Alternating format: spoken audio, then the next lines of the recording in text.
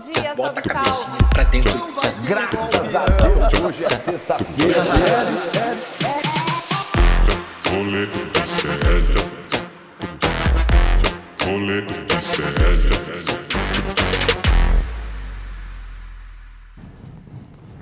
Fala, seus brasileiros presos na Argentina! Estamos começando mais um programa Rolê Sério amanhã, nessa terça-feira, dia 15 de abril de 2025. Um bom dia para vocês que estão assistindo este programa, 11 horas e 32 minutos.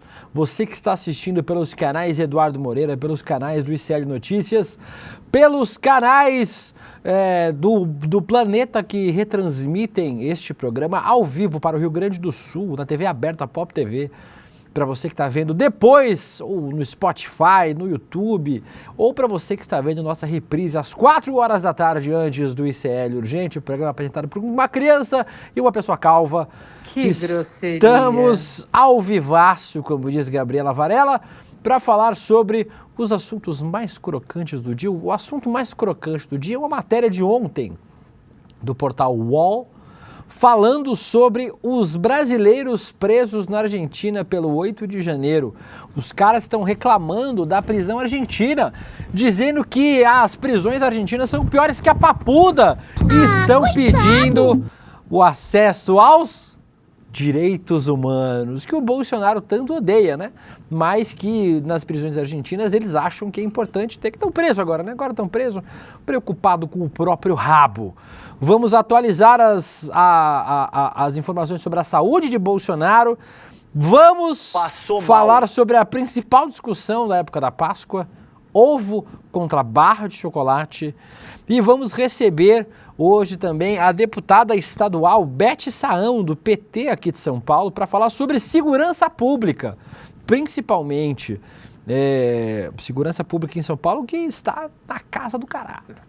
Nós vamos falar sobre a responsabilidade de Tarcísio de Freitas neste assunto, entre outros assuntos. Meu little, pequeno Vitão, que também veio hoje, aparentemente. Todo dia eu tô aqui, William.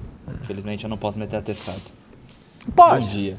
Não, posso, Poder mas pode. Pô, eu gosto de estar aqui. Eu gosto de fazer o rolê. Ah, que bom. Alguém tem que gostar. Alguém tem que gostar, né? Pô. Bom dia, William. Vamos lá, Vitão indica. Vou trazer aqui uma coisa nova que saiu domingo, que é a segunda temporada de The Last of Us. Tá assistindo, William? Não.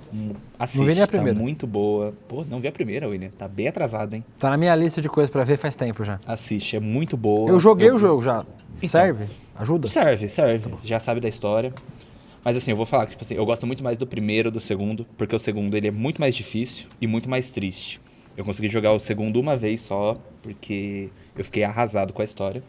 Mas é muito bom, a série tá ótima, os personagens estão incríveis. E é isso, todo domingo na Max, 10 horas da noite. Bora lá, Will. Muito obrigado, pequeno Vitão. Dica cultural sempre importante do Vitão. E hoje teremos, finalmente, Guga Noblar, a resolução do que aconteceu com o seu berrante. Acredita que essa novela chegará ao fim hoje, Guga Noblar?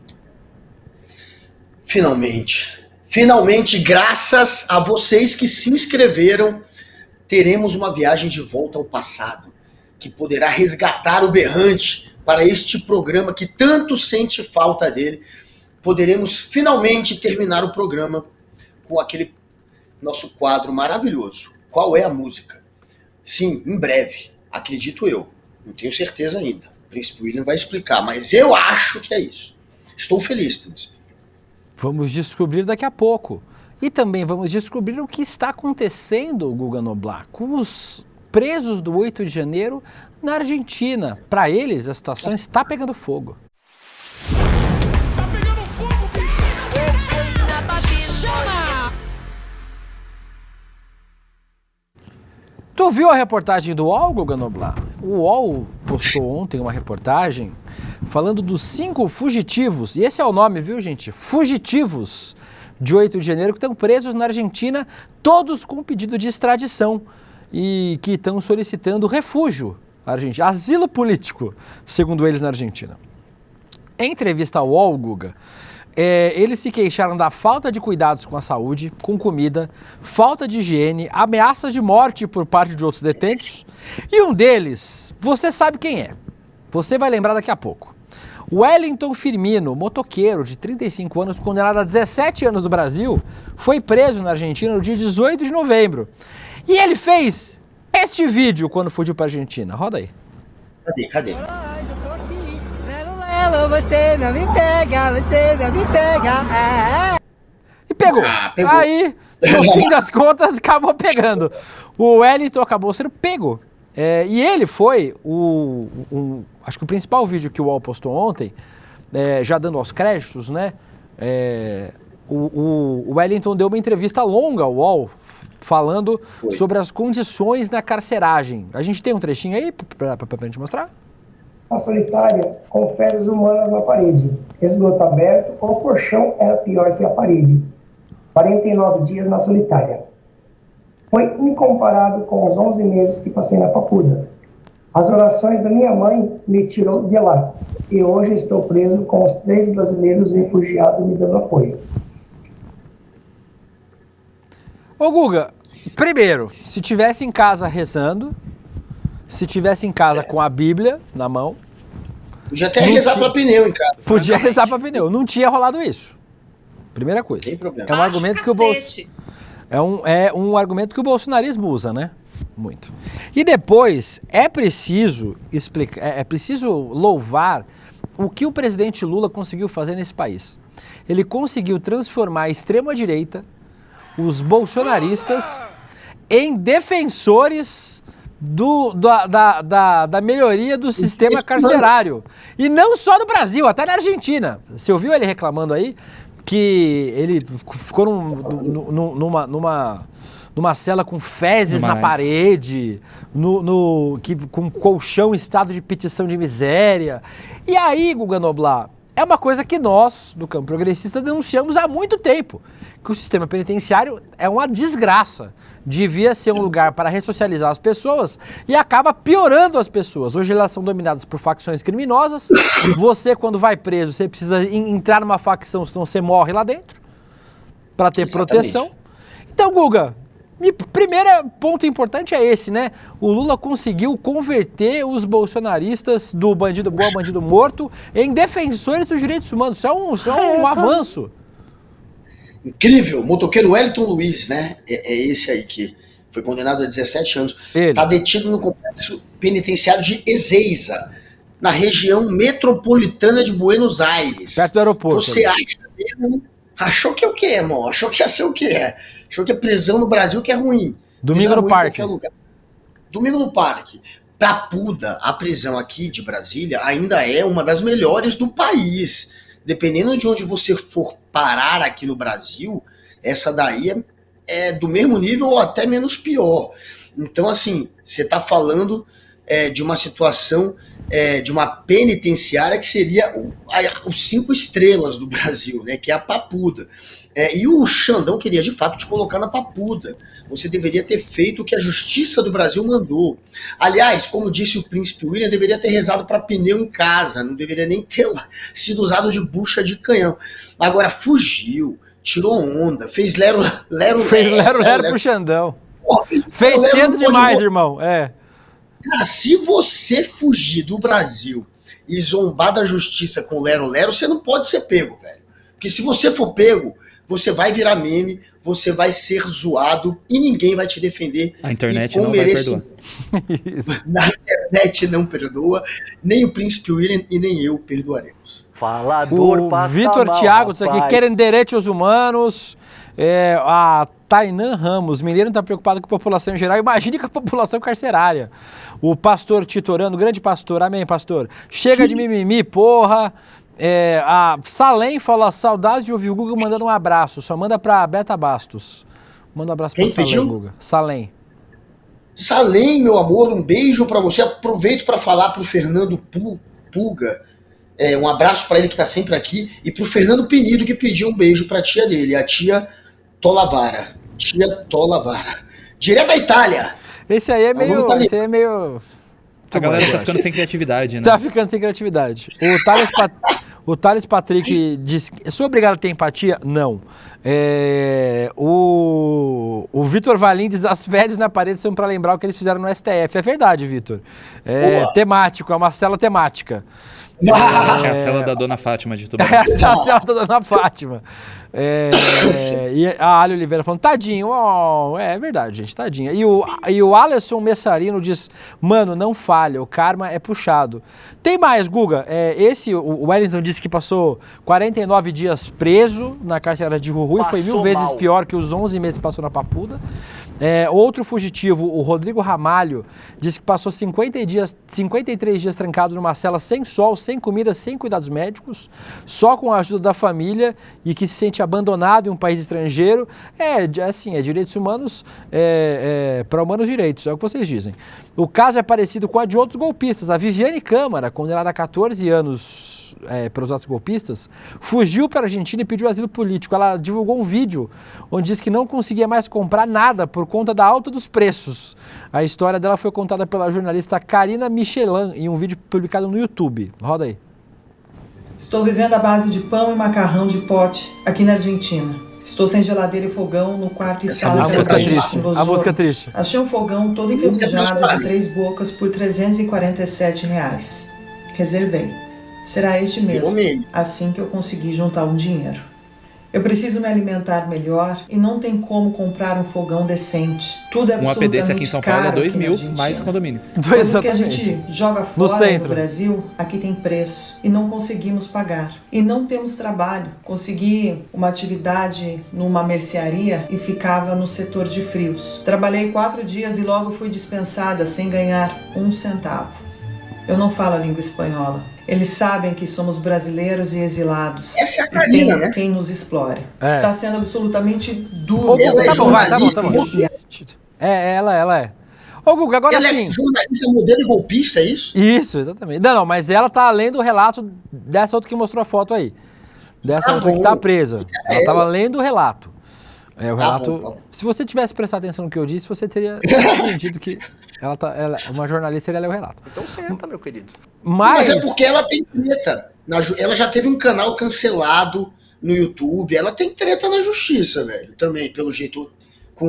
Enfim, ela já. Eu acho que ela é do time aí, do time dos pozoloides. Mas eu posso estar enganado, pelo que eu tô vendo. Eu acho que porque ela tá lendo o relato aí com essa musiquinha emocionante, deve ser.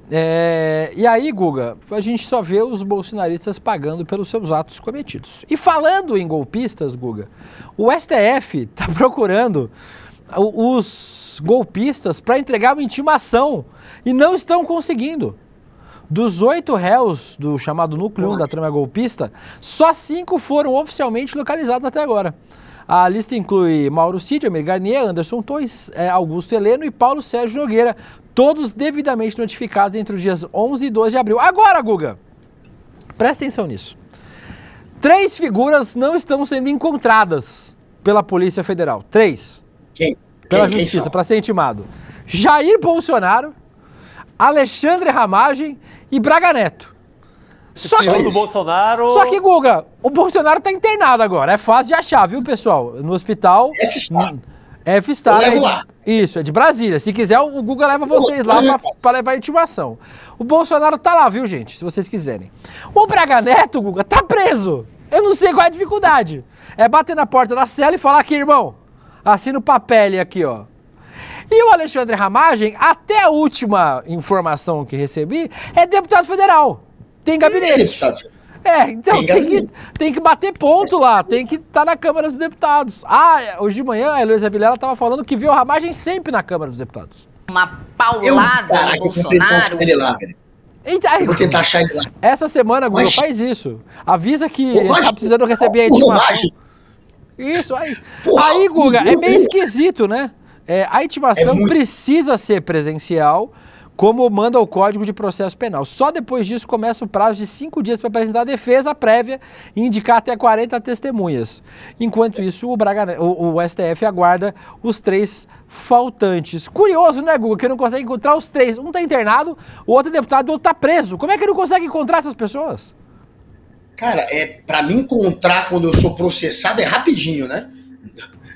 Sempre chega um aqui embaixo do meu prédio, espera, se precisar esperar, manda entregar telefone do WhatsApp. A última vez foi essa, me passou o WhatsApp. Pelo WhatsApp, recebeu, não recebeu. Porra, não é possível que demore tanto para entregar para Jair Bolsonaro. O cara tá no hospital, a gente já sabe onde ele tá, é só ir lá. O outro é o Braga Neto. Francamente. Tá preso, pô. O cara tá preso. Príncipe, não tem... Isso aí tem que ser investigado, velho. Porque é muito estranho eu não conseguir entregar. Será que não conseguiu? Será que estão fazendo vista grossa? Será que não estão fazendo tanta questão de entregar assim? Enfim, se não conseguiram, é incompetência, no mínimo. Então, estão sendo uns incompetentes. Se precisarem da minha ajuda, podem me mandar um WhatsApp de novo, que eu ajudo vocês a chegar até Jair Bolsonaro e tentarei achar o Ramagem. Vou fazer essa zoeira, vou mostrar o quão fácil é. Eu também tinha. Ele geralmente anda por lá, a não ser, claro, que ele se esconda agora, já que saiu essa notícia. Mas eu vou ver se eu acho ele lá. Vamos tentar. Você é oficial de justiça, segue o Guga. O Guga leva você até o Ramagem, até o Bolsonaro. O Braga Neto não é muito difícil porque ele tá preso. Dito isso, Guga, vamos falar mais uma vez sobre a Semana da Páscoa. Tem quadro aleatório.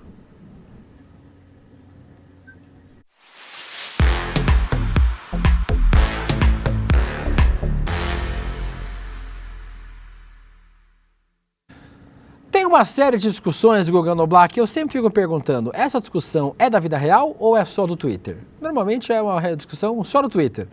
E aí eu sempre me pergunto, vale a pena entrar nessa discussão, sendo que ela só é do Twitter? Mas neste caso específico, existe uma discussão que é sazonal sobre comprar ovo de chocolate ou barra. Daqui a pouco a gente vai entrar nela, mas antes eu queria retomar aqui, Guga, no nosso quadro aleatório da Semana Santa, um vídeo de 95 que voltou a circular no Twitter, mas é um vídeo mostrando os valores da época, sem nenhum recorte, dessa vez com chocolates. Vamos ver. Todas essas barras aí, tanto da Garoto quanto da Lacta, Nestlé, quantas gramas tem? 200 gramas, 1,19. Só isso, meu Deus. 1,19 qualquer barra de chocolate que você tá vendo aí, tá? Na promoção aqui do supermercado Nossa, Canguru. tinha Golfe. Golfe era muito gostoso. Chocolate branco. Nossa, era muito bom. Chocolate branco mais branco de todos. Nossa, era muito gostoso. Branco neve. Vai sair o Bis ou Rock? 79 centavos a caixinha. Qualquer um deles, Qualquer um dos dois, 79 Rock. centavos. Gente, não dá pra acreditar nesse preço.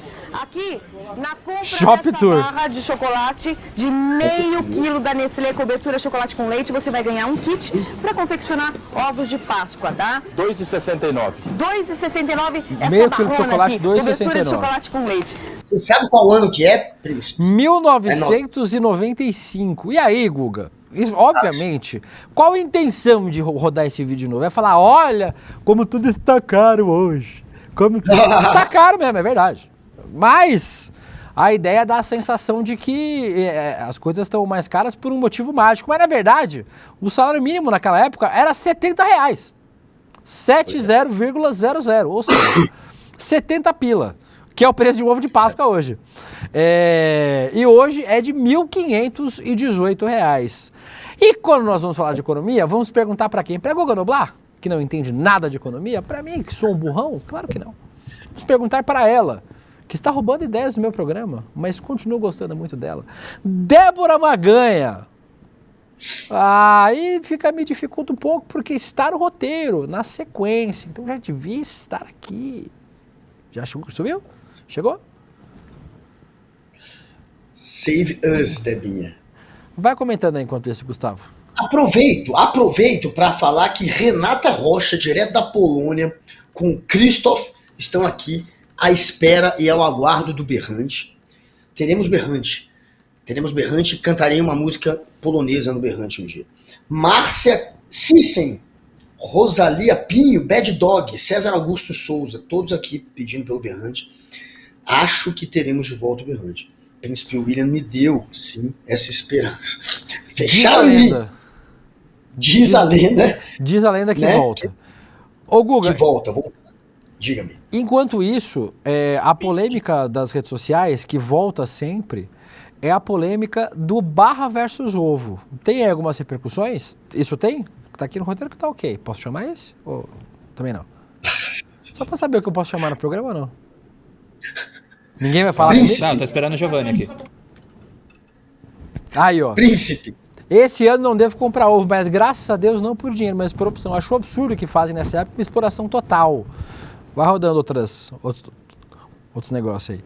Pois meu filho vai ganhar 1 quilo de chocolate batom, sai mais barato do que a porra do ovo de 200 gramas.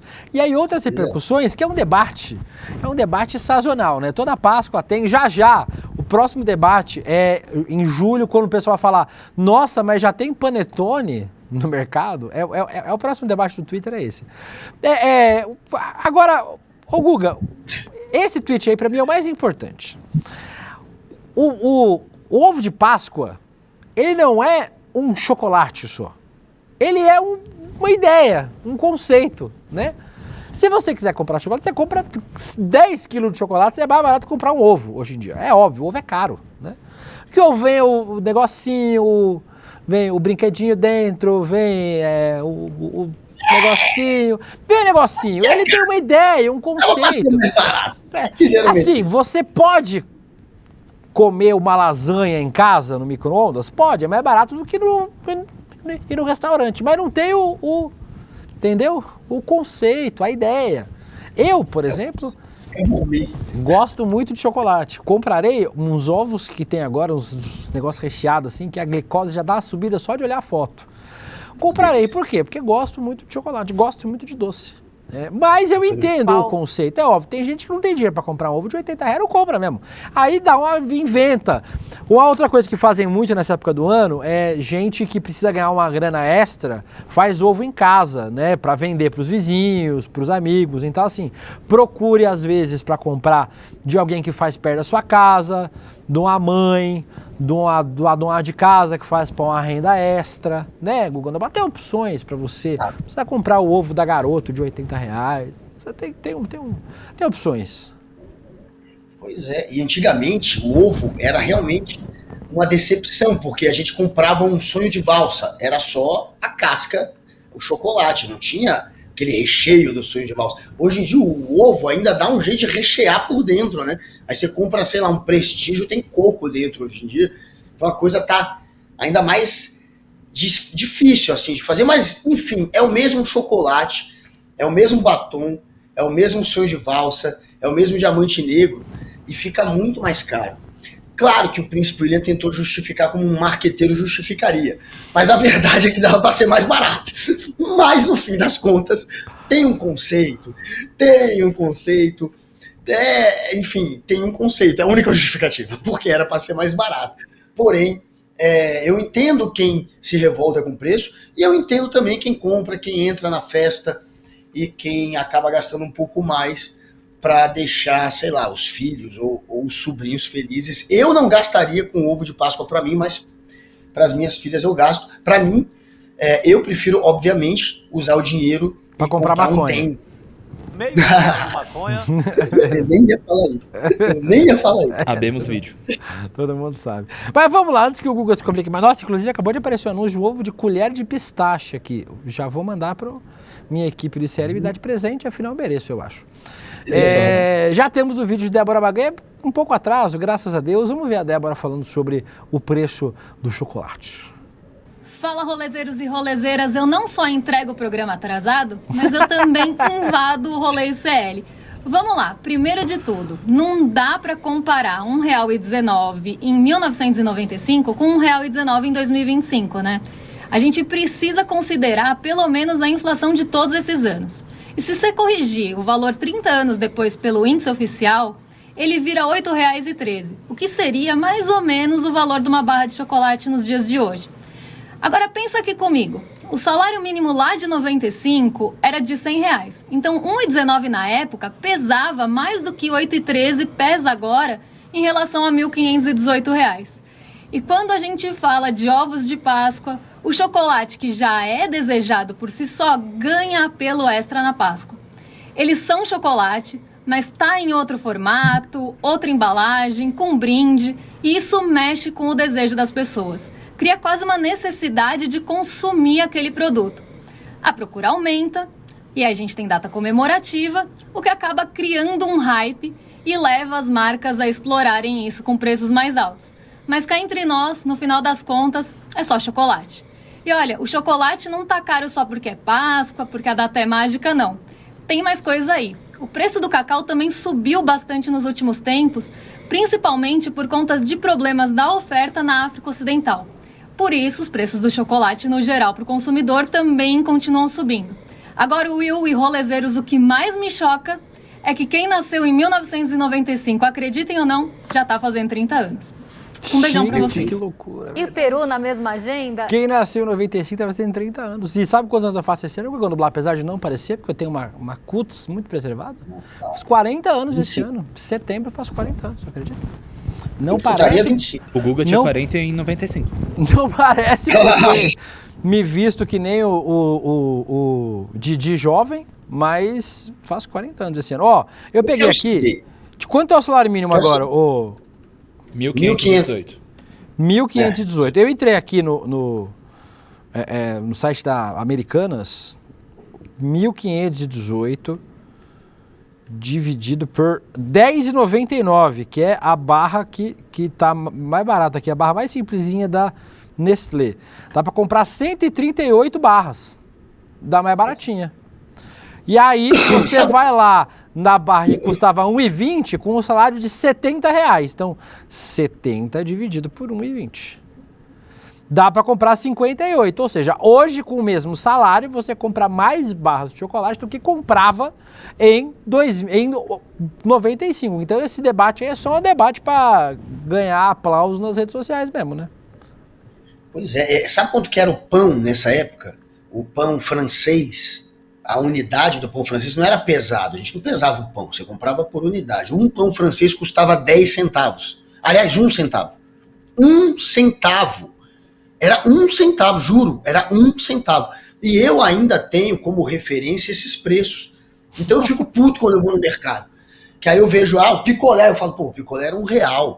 Era R$1, era 50 centavos. E eu fico com isso, né, martelando ainda, eu vou nesse preço. Pô, era R$1, hoje custa 6, 7, 8. Aí eu vejo o pão francês extremamente caro comparado a essa época. Mas é isso que a Debinha falou. Agora, a nossa realidade é outra. A gente, inclusive, dividindo pelo salário mínimo, está numa condição bem melhor. Mas é porque realmente o salário mínimo era ridículo naquela época. Tem um salto muito grande.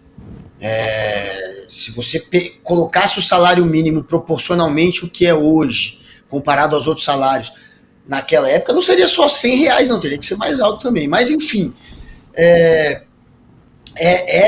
a realidade. O nosso dinheiro se desvaloriza, tudo vai ficando cada vez mais caro, e a realidade é que ficou realmente mais caro. Todos os produtos, o pão e o chocolate também. E outras coisas também ficou mais caro, né, Guga?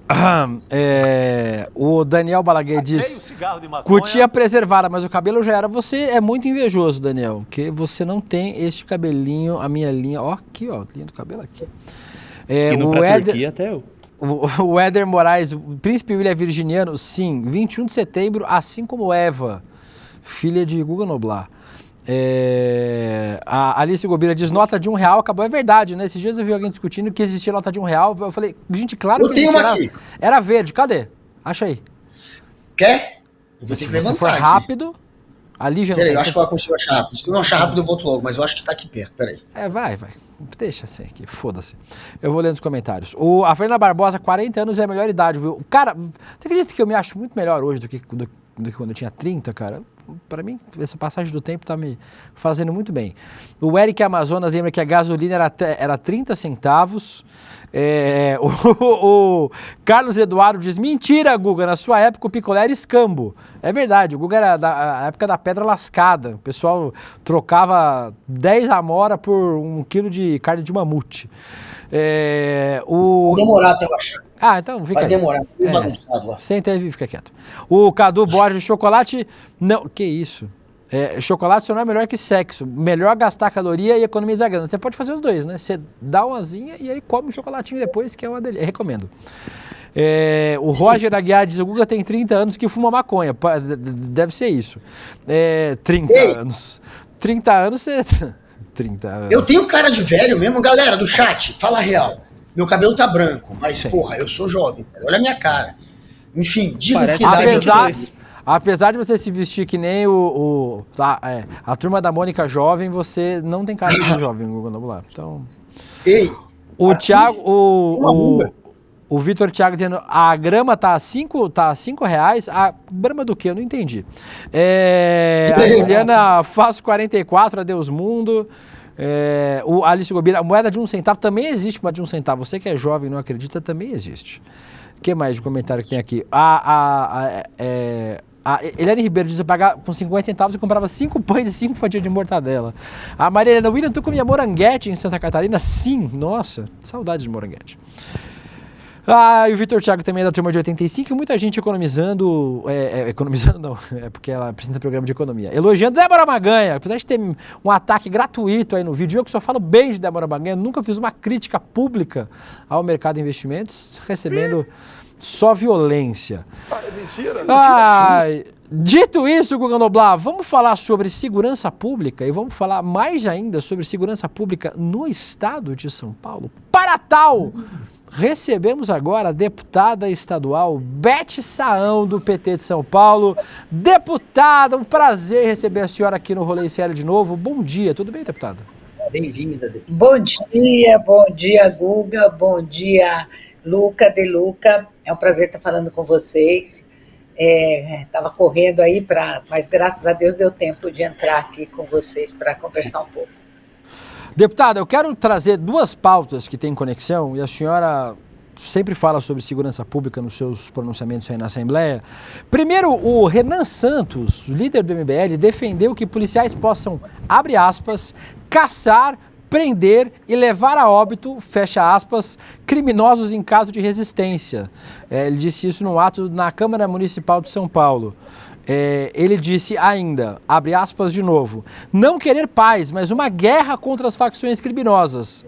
Ele fez esse discurso ao lado do Ricardo Nunes, do prefeito de São Paulo, que também criticou as corregedorias das polícias, dizendo que isso desmotiva os agentes. O evento reuniu líderes da direita para lançar um pacto anticriminalidade. Nos bastidores, a aproximação de Nunes com os temas da segurança é vista como estratégica numa possível candidatura ao governo de São Paulo em 2026. Mas, deputada, parece que o que o Renan aí, o MBL, a extrema-direita querem não é exatamente uma novidade, né? Entre 2003 e 2024, um crescimento de 120% na morte de crianças e adolescentes em decorrência da ação policial. A polícia já está fazendo isso, né, deputada? Já está matando em especial criança e adolescente preto, pobre e periférico no estado de São Paulo inteiro. Com certeza, principalmente para esses candidatos que se colocam como candidatos a governo de São Paulo da extrema-direita.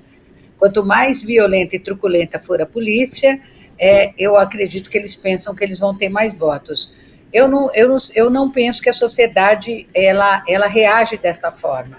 É claro que uma parcela da sociedade, infelizmente, aplaude essas atitudes extremamente autoritárias e truculentas da PM de São Paulo, do estado de São Paulo. Mas imagina você, se essas práticas se concretizarem, a polícia sair matando. Já faz isso e muito. Né? Imagine se você não tem as corregedorias, se você não tem as ouvidorias, se você não tem o Ministério Público, né, setores da sociedade organizados, políticos que possam, com mandato também, que possam se indignar diante disso, como a gente tem feito de uma forma sistemática aqui na Assembleia Legislativa, o que seria? Né? Já vivemos uma guerra, essa guerra seria ainda muito pior. E os números demonstram isso, né, infelizmente. Quando você citou esses dados do aumento de 125%, dados que não são nossos, veja bem, é da Unicef. Portanto, a Unicef dispensa qualquer dúvida da a credibilidade que ela tem quando ela apresenta esse tipo de informação para nós, quando ela socializa essa informação. Então, você vê que, infelizmente, a polícia pratica seus atos a esmo, né, sem qualquer questionamento. Nós vimos agora o episódio mais triste e recente da morte do senegalês, um trabalhador que podia não estar no mercado formal de trabalho, mas estava trabalhando, estava vendendo bonecas produzidas aqui, não estava vendendo contrabando, e ainda que ele estivesse fazendo algo que fosse irregular, você tem mecanismos e formas de abordagem completamente diferentes, que não seja o assassinato, porque o que aconteceu com esse senegalês é que ele foi assassinado, e isso tem acontecido de uma forma muito recorrente na polícia, e a gente tem denunciado, e a gente tem gritado, mas até agora o que a gente observa por parte da Secretaria Estadual de Segurança Pública e do próprio governador Tarcísio é o seguinte: afastamos os policiais até a poeira baixar, sabe como é que é? Uhum. Aí, dali 30 dias, 60 dias no máximo, eles já retomam suas atividades, né? Primeiro, às vezes, retomam atividades internas, burocráticas e administrativas, para algum tempo depois, né, voltarem para as ruas e cometerem, às vezes, atos iguais ou até piores, como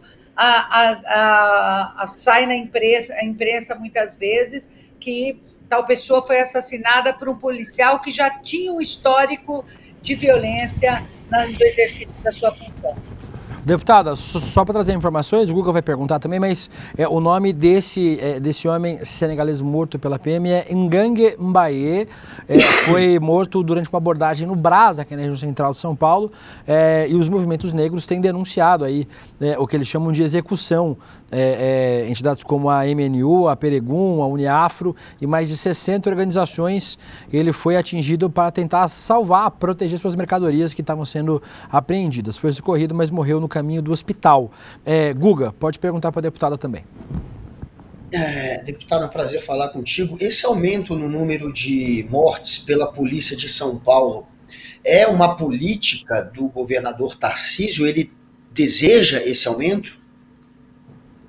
O Guga, é uma política deliberada do governador, né? Deliberada. Ela é algo que é planejado, não é o acaso, né? Porque o acaso, se fosse o acaso, aconteceria 1, 2 vezes, 3 vezes no máximo.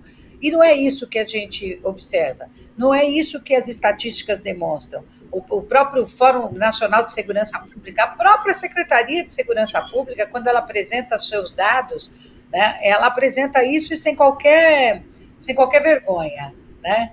É como se isso fosse um troféu, né, como se essas mortes fossem um troféu da boa política de segurança que é imprimida pela atual gestão. Né? Você não vê investimentos na parte da inteligência policial, você não vê investimentos na formação desses policiais, né, nos cursos que eles poderiam ter, nos treinamentos, na capacitação, na formação continuada que precisaria haver e não há. Então, é muito enviesado. Eu não conheço ainda esta PEC da segurança pública com profundidade que foi encaminhada ao Congresso, mas eu espero que essa PEC de segurança pública possa alterar esse quadro, possa diminuir a violência que a Polícia de São Paulo tem provocado. Não só, às vezes, uma manifestação simples. Você disse da morte do senegalês, no dia seguinte, não só os imigrantes que estão vivendo no Brasil, como outros movimentos se juntaram, inclusive o pessoal da OAB, da área de direitos humanos da OAB, se juntaram numa manifestação que foi reprimida absurdamente pela polícia. Quer dizer, nem manifestar você pode. Aqui dentro da Assembleia Legislativa, que é um espaço absolutamente autônomo, democrático, de um outro poder, quantas vezes já em matérias bastante polêmicas, a polícia já não entrou aqui, já não lançou bomba de gás lacrimogêneo, gás de pimenta, o que, na minha opinião, é um absurdo. E apesar dos nossos protestos, das nossas denúncias, infelizmente, isso continua a acontecer. Dentro e na sociedade muito pior, nas ruas muito pior, nas comunidades pobres pior ainda. Então, isso é preciso dar um basta nessa violência e fazer com que os encaminhamentos e as ordens, tanto da Secretaria de Segurança Pública quanto do governador Tarcísio, possam mudar. Mas me parece que o governador não tem essa intenção e continua a execução desenfreada da Polícia Militar de São Paulo. Agora, deputada, para a gente ter um assunto que eu não posso deixar aqui de falar com a senhora, sobre, a senhora falou sobre o orçamento, uma outra violência que talvez não seja tão óbvia, mas seja simbólica. O governador Tarcísio, eu recebi essas informações aqui do Dimitri Salles, seu é seu assessor aí, inclusive um beijo para o Dimitri, o Tarcísio mandou o orçamento da Secretaria da Mulher separando R$10, não é 10 mil, não é 10 milhões, é 10, é o número que vem depois do 9, é isso, para cada política. Além disso, 9 milhões para custeio administrativo, pagamento dos servidores, compra de material do escritório, que dá menos de 1 milhão por mês. Aí depois de uma discussão na Lesp, foi acrescido 20 milhões para parceria com a iniciativa privada e mais 6 milhões para emenda parlamentar para parceria com os municípios. Resumidamente, o governo segue com R$10 para poucos programas da Secretaria da Mulher, entre eles R$10 para uma parceria para promoção da saúde da mulher, R$10 para atenção à saúde da mulher gestante e outros 2, autonomia financeira da mulher e enfrentamento à violência da mulher, o repasse do orçamento para a parceria privada. Ou seja, para o Tarcísio, então, a defesa e a proteção da mulher em São Paulo é desimportante. É inexistente praticamente, né?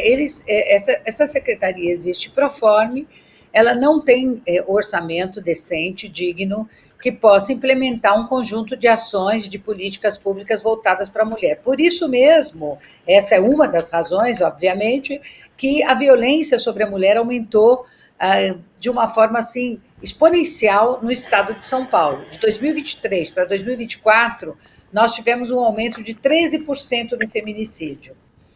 Os índices de estupros e de agressões à violência da mulher sobem 20%, 30% a cada ano.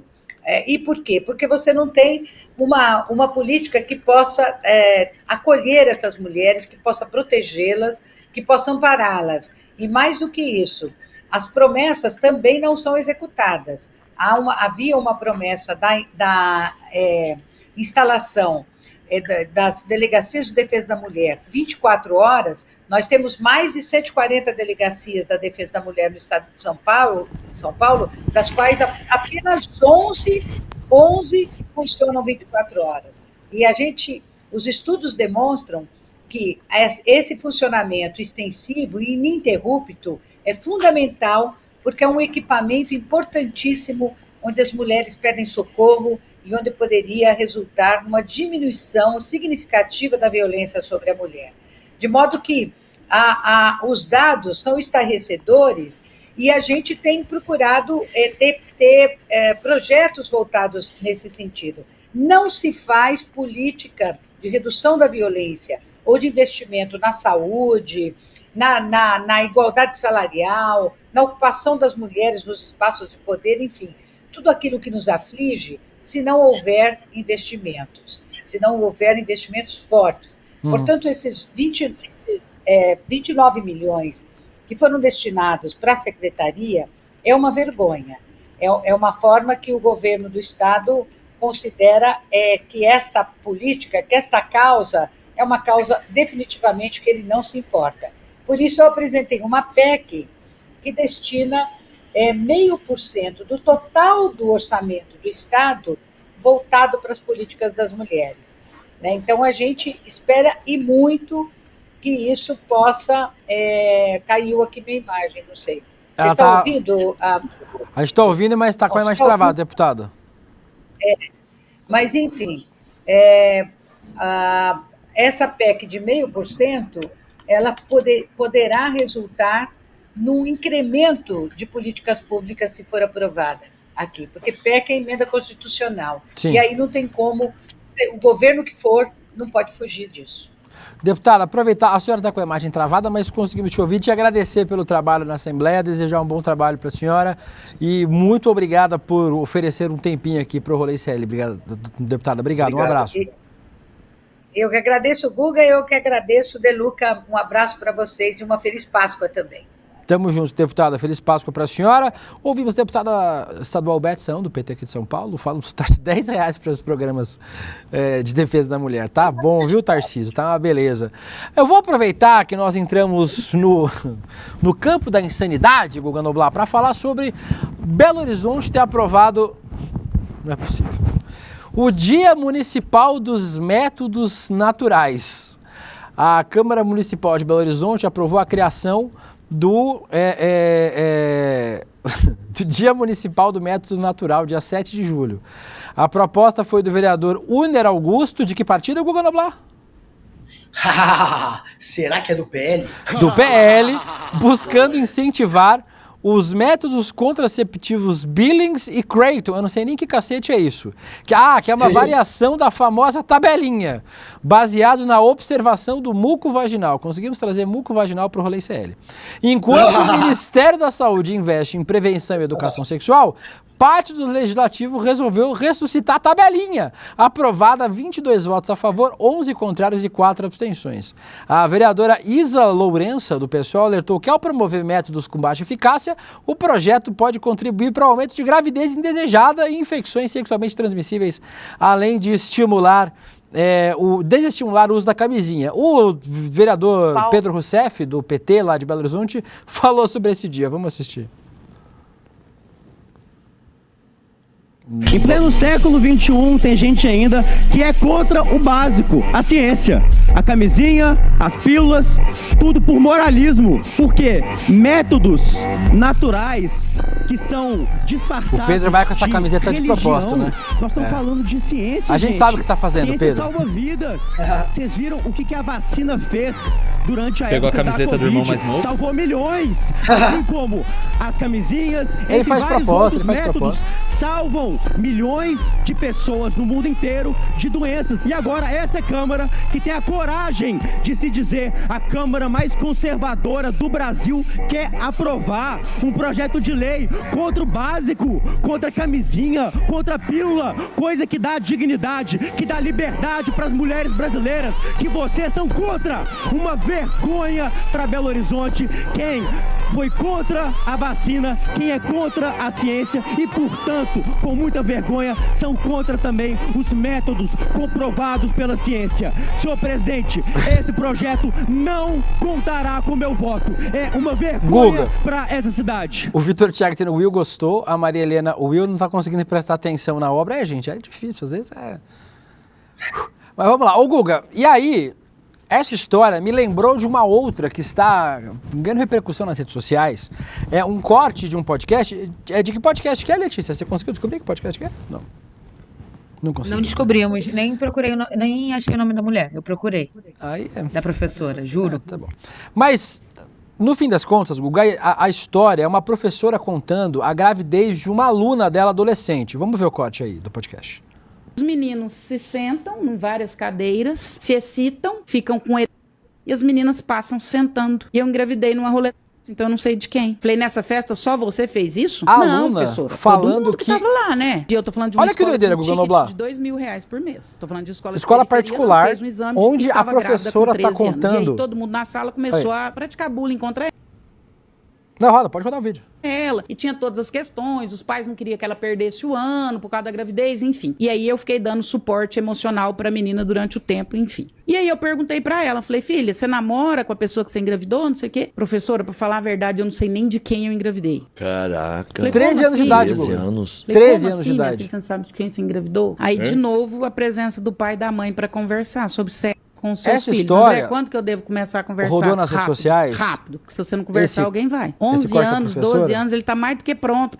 E não é assim, chegar e sentar. Filho, hoje iremos falar sobre sexo. Papai trouxe para te apresentar Cami. Não, não é assim. É você ter intimidade com seu filho, que vai sendo construída ao longo da vida, Tá e bom. que especialmente diz assim, meu filho, na sua idade, Pode sabe como é que baixar o áudio acontecia? dela, por favor. Guga, essa história rodou, várias pessoas comentando no Twitter essa história, e parece chocante, é chocante mesmo, assim. Por quê? A gente viu Belo Horizonte aprovando uma lei que fala sobre métodos naturais contraceptivos, para não falar que camisinha é importante e tal. E aí, Guga, o debate da extrema-direita, o César Calejão sempre fala isso no N1, né? Que eles vivem na base do pânico moral do dogma religioso, né? O papo de, não, nós somos opositores da pedofilia, nós queremos combater a pedofilia, nós queremos combater que as crianças façam sexo mais cedo, e usam o caminho oposto ao importante para fazer com que isso não aconteça. Primeiro, falando de abuso contra criança e adolescente. Se a criança souber o que é um abuso e souber para quem denunciar, a chance do abusador ser punido e da criança ser protegida é muito maior. E nesse caso, a gente está falando de uma adolescente com outros adolescentes. Se houvesse na escola, com certeza, um debate aberto e profundo, desde muito cedo, criança com 13 anos está fazendo isso aí, Guga Noblar. A tal da sexualização precoce já está aí acontecendo, gente. Não é um negócio que, no futuro, tá aí, ó. A professora está contando a história de uma aluna de 13 anos de idade que fez, eu vou usar esse termo pavoroso que está rodando no Twitter, roleta russa de piroca com outras crianças. Engravidou e não sabe de quem é a criança, Guga. Porque estava com outras 5, 6, 7 outros jovens de 13 anos, sem educação sexual, sem esse debate sério em casa, porque às vezes a família não sabe como debater. Aí debate na escola. Só que aí agora a extrema-direita diz que estão sexualizando as crianças. Irmão, as crianças já estão sexualizadas, elas já estão transando. Essa professora dá esse relato, 13, 14, 15 anos de idade. Se você discute na escola e discute em casa, você educa a criança para que ela não faça sexo antes da hora. E para se por um acaso ela vá fazer com 15, 16, ela pelo menos se previna para não pegar uma DST e para não engravidar. Uma IST, né? Agora a gente chama de IST, infecção sexualmente transmissível. Esse recorte da professora é pavoroso, né, Guga? E a gente soma isso com a história de Belo Horizonte, que em vez dos caras falarem sobre prevenção, camisinha, educação sexual na escola, os caras querem os métodos naturais contraceptivos, Guga Noblar. Tá tudo errado, velho. Primeiro que 76% a professora Andréa Vermont, no podcast Três Irmãos. Só para fazer justiça aqui, muito obrigado, professora, pelo relato chocante que a senhora trouxe e ao podcast Três Irmãos aí também fazendo justiça. O que acontece é que a maioria absoluta dos casos de assédio, de estupro de crianças se passa dentro de casa. 76% dos casos se passa dentro da própria casa ou, portanto, alguém muito próximo, um parente que comete esse crime, esse ataque, essa violência contra a criança. E o que pode salvar a criança, obviamente, que é a informação. A informação é o que salva. A educação sexual, a aula de educação sexual é um meio de informar, é um meio de aprender, é um meio de saber lidar, tanto com a prevenção, quanto com os abusadores. Se você quer proteger seus filhos, eles precisam entender que estão sendo abusados. Não tem como colocar numa bolha e achar que é assim a melhor maneira de proteger. A realidade é essa. Acontece sim das crianças entrarem nesse tema do sexo, às vezes muito antes do que os pais desejam.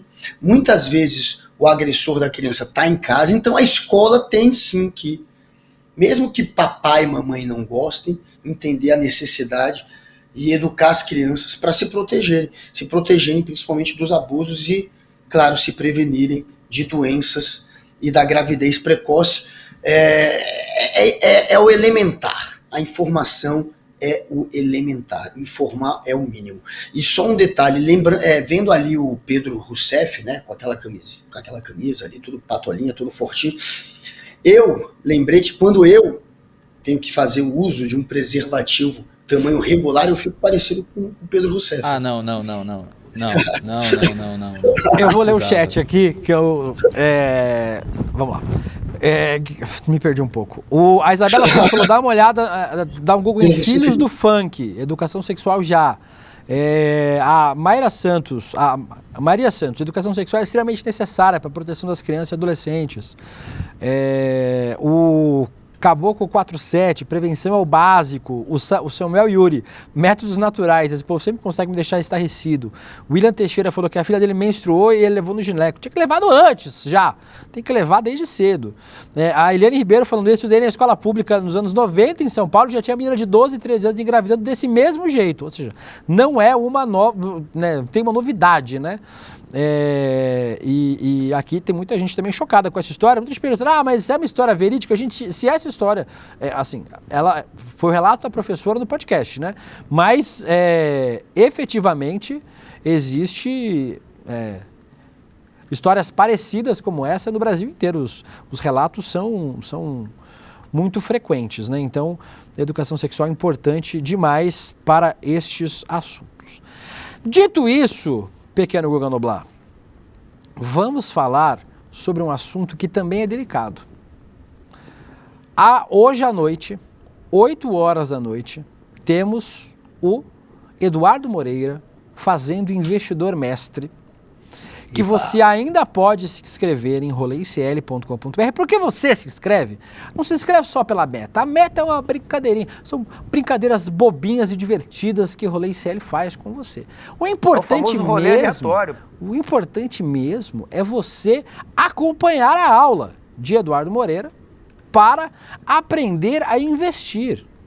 Para não ser um asno, como eu e Guga Noblar, em investimentos. Claro. E aí a gente faz as brincadeirinhas, porque o Rolê ICL é um programa de brincadeiras bobas e divertidas, então a gente faz a brincadeirinha, a piadinha, a piadola, a piadoca. Mas o importante mesmo é se inscrever. Então, se você ainda não se inscreveu, tem quantas pessoas vendo, Liro Vitão, o programa agora, neste momento? 9 mil. 9 mil pessoas. Dá para ir 10% se inscrevendo aí, é mais 900. E se você não se inscreveu, o Guga travou ou ele só tá parado mesmo? Ou tudo travou e tudo caiu? Agora ele travou. Travou. Quer dizer, porque eu nunca sei, né, a diferença. E é bom ele não estar travado, que agora ele tem que estar. Que agora ele tem que assistir o que vai acontecer. E agora o que a gente faz? Bem, enquanto isso, você vai se inscrevendo aí em roleicl.com.br para assistir hoje, 8 horas da noite, ao vivo, esta aula do Investidor Mestre 2.0. Agora acho que você voltou, Guga Noblar. Bota aí as nossas metas na tela, por favor. Tem as metas? Por gentileza. Bota aí. Batemos 100% as metas. Mas ainda se inscrevam, porque é importante pra gente que vocês continuem se inscrevendo. Então, por favor, se inscrevam em roleicl.com.br. Dito isso, Guga Noblar, finalmente chegou a hora de saber o que aconteceu com o seu berrante. Na tela.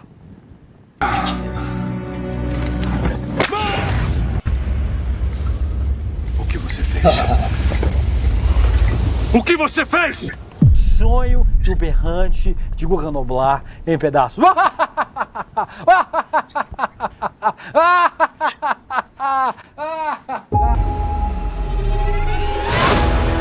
Sonho do berrante de Guga Noblar em pedaços. Caraca, sério?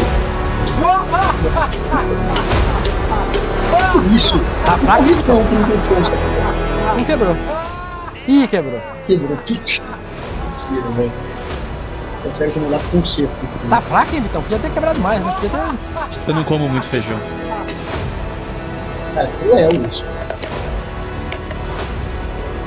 Ah, difícil. Os caras continuaram. Não precisa levar num lugarzinho melhor pra quebrar esse negócio, não, porque não quebrou, né? Efetivamente não quebrou. Calma, assiste. Ele com um martelo de criança. Quem é esse aí que tá batendo martelo agora? Nosso querido Rafa contra a regra. Ei, agora não tem mais não, Guga. Quebrou. Mentira, precisou de ajuda pra quebrar. Quebrou, Guga. Não tem mais o que fazer. O berrante de Guga Noblar. Não tem como recuperar. Agora... Guga, acho que não... Eu até pensei que dá pra fazer alguma coisa, mas eu acho que não tem como fazer nada não, Guga. Infelizmente, acho que vai ficar sem o berrante mesmo. É isso, acabou. Quebrou. A gente vai fazer o quê? Vocês falaram. Você falou que ia voltar no tempo. Agora mas se vira. Mas às vezes eu minto um pouco também. Já pensaram nessa possibilidade? Às vezes eu minto, às vezes acontece. Eu minto muito aqui nesse programa. O chat não vai aceitar isso. Vai. Chat não fica calado. Bem, eu não sei muito bem. Tem uma pessoa que mandou aqui pra mim, Bolsonaro morreu. Será que o Bolsonaro morreu? Não, né? Bolsonaro não morreu. Bolsonaro. O cara mandou. Imagina se ele morre agora. Não. Imagina, morreu, né, gente? Não morreu. Não morreu. Não morreu. A última informação, então... Alguém acabou de mandar uma mensagem pra mim no Zap. O Bolsonaro morreu? Não. Até onde eu sei, não. Não, né, Vitão? Não morreu. Não. Tá vivo. Tá bom. Ele vai ser... Enfim. Mas quem morreu foi o berrante de Guga Noblar. Infelizmente, não tem mais o que fazer. Tá quebrado. E aí? E agora, velho? Que amanhã... Eu não estarei aqui amanhã. Amanhã estará aqui Roberta Garcia. Quinta-feira estará César Calejon, que eu também não estarei, porque foda-se, quero vir, não venho. O rei do Vamos ver se amanhã Roberta Garcia consegue fazer. Eu não tenho dó, eu quero que você se foda. Eu, por mim, vamos ver se amanhã a benevolência de Roberta Garcia te ajuda. Dito isso, estamos encerrando o programa Rolê ICL desta... Que dia que é hoje? Terça-feira. 15 de abril. Agora, na sequência, temos o quê, Vitão? Chico Pinheiro entrevista. Reprise de Chico Pinheiro. Belíssima entrevista com a Astrid. Ontem assisti o programa ontem à noite. Ela é muito diva. Excelente entrevista. E à noite, às 7 horas da noite, depois nós temos o ICL Urgente com o Calvo e a Criança. Depois nós temos o N2 com a outra calva, Gabriela mais Varela. os calvos. Só tem calvo nesse canal. E um monte de gente lá, N2. Então tem gente que fala caralho. E aí depois, 7 horas da noite, episódio inédito de Precisamos Conversar, Sarazar, Alina Silva, Márcia de Muro, Juliana Baroni e a Sucena. Amanhã estaremos de volta. E às 8 horas da noite, Investidor Mestre com Eduardo Moreira. 8 horas da noite, roleicl.com.br, se inscreva ainda no Investidor Mestre. E amanhã, roleicl.com.br. Talvez Guga Noblar irá sorrir, porque hoje ele chorou. É hoje a nossa aula Tudo o que você precisa saber para investir. Uma aula muito importante para todo mundo porque ela ensina o básico de uma maneira muito fácil, para você poder já sair dali tendo uma outra visão e não fazer as besteiras que as pessoas costumam fazer. Se você já está inscrito ou inscrita, 1 hora antes da aula vai chegar o link para você clicar e já entrar ali na sala de espera. Até de noite.